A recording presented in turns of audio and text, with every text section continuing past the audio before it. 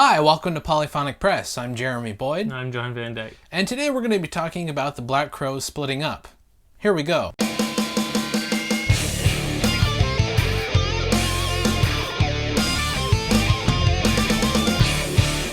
Alright, so you may have heard by now, but last week the news came out that the Black Crowes are splitting up, and many bands have broken up, and you might be wondering why we're talking about this and not other bands. And actually, the Black Crowes are at least one of our favorite bands. It's definitely up there. It's in that list of like 20 groups that I follow religiously. Yeah, so. I think, as you guys well know, that I'm a huge Tom Petty fan, but I think the Black Crowes for me are a very, very close second. They're one of my favorite bands. Obviously, I've followed them since I guess 2003 when I was 15 is when I first discovered them, 15 or 16 around there, and so I've been a fan of them for a long time, and I was very happy when they came back in 2005. Mm-hmm. They had split up in 2001. And, I saw them. I only managed to see them once, unfortunately. I would like to have seen them more. I didn't get to see them. Yeah, well.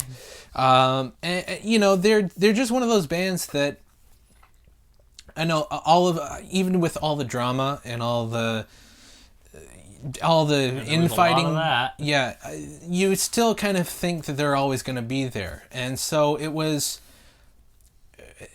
not a surprise. It was disappointing, but it wasn't a surprise when Rich Robinson, the guitar player, made a statement and said, the Black Crowes are finished. I can't really, I'm not really getting along with my brother, and he's making ridiculous demands. Chris Robinson is, his demands were that Rich give up his equal share of the band, so that Chris would get more money and Rich would get less, and he wanted to make Steve Gorman, their original drummer, who was a founding member of the band, wanted him to give up 100% of his share of the band's revenue and make him a salaried employee, basically giving him an annual salary instead of a share of whatever revenue the band brought in, like in gigs or something like that, which they have done with the new guys in the band. But those guys are not founding members of the band. No. They are members who have joined later on. And stuff like that happens in bands all the time, but never with a founding member of the band. I got a lot of respect for Chris. I'm going to sound like Rich at the moment, but I got a lot of respect for Chris, and I like what he did with the Crowes, and I like what his solo stuff as well, and his other groups. Good. Yeah. But Chris, that's just no. Yeah. Yeah. I mean, I honestly thought like the way that Chris carries himself. Like we were listening to Steve Gorman's radio show, and Steve Gorman's cousin Jeff Gorman, which is the only time I'll listen to a sports broadcast. Yeah, his co-host basically said that Chris, when I hear him talk, is like the biggest anti-corporate guy I've ever heard speak, and it's true. I mean, if you listen to Chris I've heard many interviews where he goes on about how he hates people, he hates bands that sell out, who do commercials. His views are a little outdated for the world we live in right now. Yeah. But he always he always stuck to his guns. Yes. He never and I respect, even though I kind of disagree with him on some points, I respect him for sticking to his principles. But this seems, like he said, this seems really hypocritical that he would do this to, one, his own brother, and two, his original drummer, who at least seemed would like practically be another brother, you would think. Yeah, by this point. If Chris and Rich weren't getting along, Chris and Steve always seemed to be cool with each other. Yeah.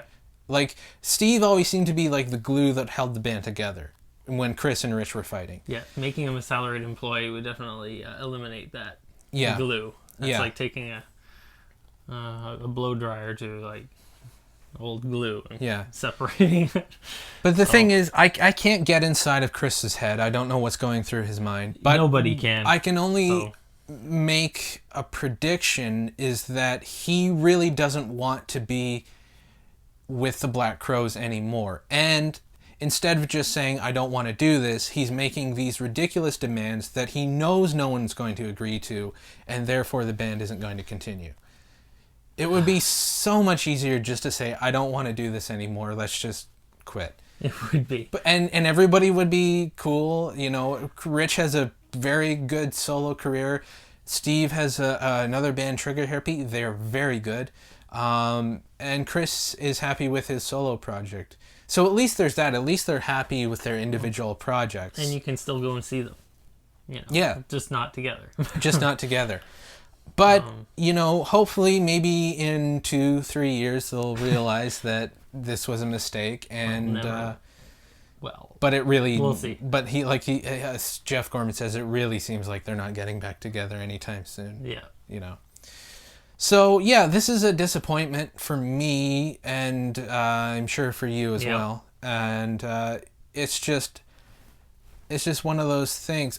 You know, if you look at bands... it seems like the secret to keeping a band together, you look at examples like Sloan or U2 or Coldplay, all those bands have something in common, which is they've never changed members. They've stayed together with the original members of the band. And it seems like... oh, no, wait. Actually, the Beatles did have another lineup in the yeah, early that's days. right. What it seems like is those bands have never broken up. Well, Sloan kind of did, but that was because of record company problems. They never broke up, and they never switched members. And the other thing they have in common, which not a lot of people realize, I think is the secret to keeping a band together, which is splitting all of the money evenly between all the members of the band. Which Sloan does. Which very effectively. And U2 and Coldplay do the same thing. Yeah. And do they? And that seems to be the secret to keeping a band together. So... You know, and this thing with Chris Robinson is kind of in the opposite. The exact opposite of splitting all the money evenly. So,